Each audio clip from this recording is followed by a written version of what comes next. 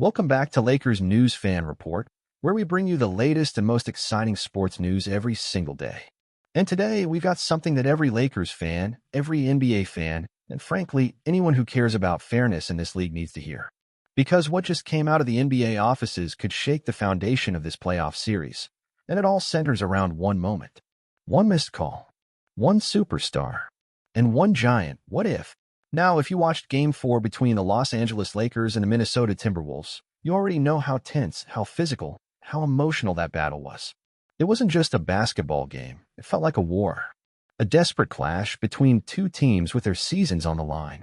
And yet, despite all the brilliant plays, all the big shots, all the hustle, the biggest moment of the night might not have been a basket, a block, or a buzzer beater. No, it was a no call. According to the official last 2-minute report released by the NBA this Monday, yes, the league itself, a critical foul was missed in the dying seconds of Game 4. And not just any foul. A trip. On none other than Luka Doncic. Let that settle in for a moment. Luka Doncic, the superstar that the Lakers went all in on this season, the player who's carried this team through adversity, injuries, and inconsistencies, was tripped, blatantly tripped, by Jaden McDaniels with just 33 seconds left on the clock. And the whistle never came. The NBA admitted the mistake. They called it out themselves. That's not speculation. That's official. And yet, what does that change now? The incident happened as the Lakers were trying to claw their way back into the game, possession by possession, second by second. Luka had the ball near half court, making his move. McDaniels got too close. There was contact, clear contact, and Luka hit the floor. Replay showed it all. Luka's foot was clipped. It wasn't incidental. It wasn't subtle. It was a trip. But the officials on the floor let it go. The play continued. No whistle. No free throws. No justice. The Lakers called a timeout right after, but by then, the momentum had shifted. The mental edge was gone. You could see it in the players' faces. That kind of moment doesn't just cost you possession. It rattles you. It disrupts your focus. It makes you wonder, what else are we going to have to overcome tonight? Dan Woik of the LA Times was among the first to share the league's official acknowledgement of the mistake. The NBA said that this was the only incorrect call in the final 2 minutes of the game. Just one. But what a call it was. One that could have flipped the outcome. One that might have rewritten the entire story of this series. And when you think about what was at stake, it becomes even more infuriating. The Lakers were trailing. They were fighting. Every possession was gold. Had the foul been called, Luka would have gone to the line. And with the way he was playing, you can bet he would have knocked down those free throws. Could that have tied the game? Given them the lead? Changed everything? We'll never know. But the point is, we should have known. The whistle should have blown. Head coach J.J. Reddick didn't hide his feelings after the game. When asked about the no call, he was direct. Luka got tripped. That was a blatant trip. He doesn't just fall like that. We should have been at the free throw line. He got fouled. Reddick's frustration mirrored that of the entire Lakers fan base. Twitter exploded. Instagram was flooded with slow-motion clips. Analysts, both pro-Lakers and neutral, pointed out the same thing. This wasn't a judgment call. It wasn't a gray area. It was a clear, missed foul. And it came at the worst possible time.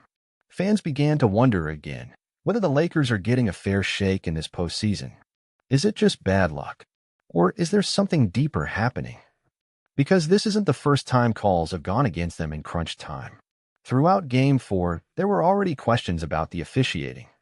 Whistles were inconsistent. Physical play was allowed on one end and penalized on the other. And when the stakes got higher in the fourth quarter, things didn't improve. That missed trip was just the exclamation point. But let's be clear, the Lakers still had chances to win. They still had the talent, the opportunities, the moments. And yet, they fell short. Luka once again delivered a heroic performance, 38 points on 3 of 28 shooting. He played nearly flawless offense under intense pressure. He added a rebound, 2 assists, a steal, and a block across 46 grueling minutes. And here's the jaw-dropper. He didn't sit down once in the second half. Not for a second. Neither did LeBron James, Austin Reeves, Dorian Finney-Smith, or Rui Hachimura. Reddick made a bold choice. ride or die with his starters. No substitutions. Maximum effort. Maximum pressure. But maybe too much? As the clock wound down, the fatigue was visible. Legs were heavy. Jumpers were short. The offensive flow sputtered. And in those final decisive possessions, where execution is everything, the Lakers just couldn't capitalize. LeBron James did everything in his power to will this team forward. 27 points, 12 rebounds, 8 assists, 3 steals, 3 blocks. The man is 39 years old and still putting up numbers that defy logic. But even his all-around brilliance wasn't enough to overcome the Timberwolves and, let's be honest, a missed opportunity that should have never happened. And now the reality is harsh. The Lakers are down 3-1. The series is hanging by a thread. Game 5 isn't just a must-win, it's do or die. One more loss, and the season is over. Win, and they survive to fight another day in Minnesota. But coming back from 3-1, that's a mountain few have climbed. Yet, if there's one man who knows how to do it, it's LeBron James. Because we've seen this movie before. We've seen the 2016 finals. We've seen the impossible comebacks. We've seen him carry teams on his back and defy every odd. And he hasn't lost that fire. After the game, LeBron was focused, composed. When asked about the challenge of winning 3 straight, he shut down the noise. You don't think about winning 3. You just think about the next one. That's what matters. Otherwise, the season's over. That mindset, that laser focus, is what makes him one of the greatest ever. And it's the only way this Lakers team has a shot. Dorian Finney-Smith echoed that belief. I saw Bron do it before, he said with a smile. We still believe. We just got to focus on the next game. His message was clear. They're not done yet. Not mentally. Not emotionally. Not spiritually. But they'll need more than belief. They'll need precision. They'll need execution. They'll need Luka to be transcendent, LeBron to be immortal, and the rest of the roster to rise beyond expectations. And maybe, just maybe, they'll need the referees to finally call it straight. Because this series has already been full of twists, of controversy, of what-ifs. And now, with the NBA's own admission of error, the spotlight burns even hotter. Could this missed call become the rallying point for the Lakers? Could this injustice light a fire, unify the locker room, and drive them to something historic? Or is it just another dagger in a season filled with heartbreak? Some insiders believe this may be the start of a larger conversation about how playoff games are officiated. Could the league move toward adding real-time review for late-game fouls? Could this mistake be the catalyst for change? And for the Lakers, what happens if they fall short in this series? Does the front office consider major changes? Is J.J. Reddick's job secure? What about the future of this roster around Luka and LeBron? So many questions. So much uncertainty. But one thing's clear, the story of this season isn't over yet. But what do you think about all of this? Was the missed foul on Luka just a painful accident? Or does it point to a larger issue with officiating in the NBA playoffs? And it's not just the fans who feel this way.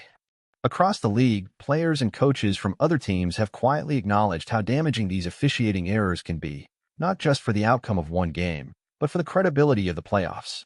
When the NBA itself admits the mistake, it brings an uncomfortable spotlight onto the system.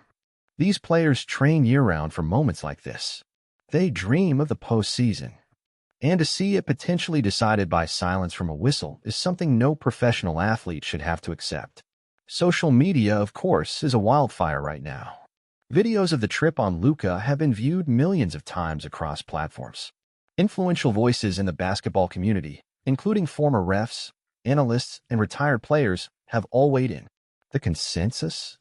This wasn't a judgment call. This was a clear, avoidable error. And when the league acknowledges that in black and white the very next day, it's hard not to ask, what now? Where's the accountability? Some fans are even going back to past playoff series, pointing out a pattern of controversial calls that have haunted the Lakers. Whether it's 2023's questionable no calls against Phoenix, or even as far back as the 2021 play-in against Golden State, there's a growing belief that these moments aren't isolated. And when the stakes are this high, when every possession carries the weight of a season, these repeated errors start to feel personal. And you have to feel for Luka Doncic. This was supposed to be his crowning moment as a Laker, his arrival on the biggest stage, wearing purple and gold under the bright lights of postseason basketball. And in many ways, he's delivered.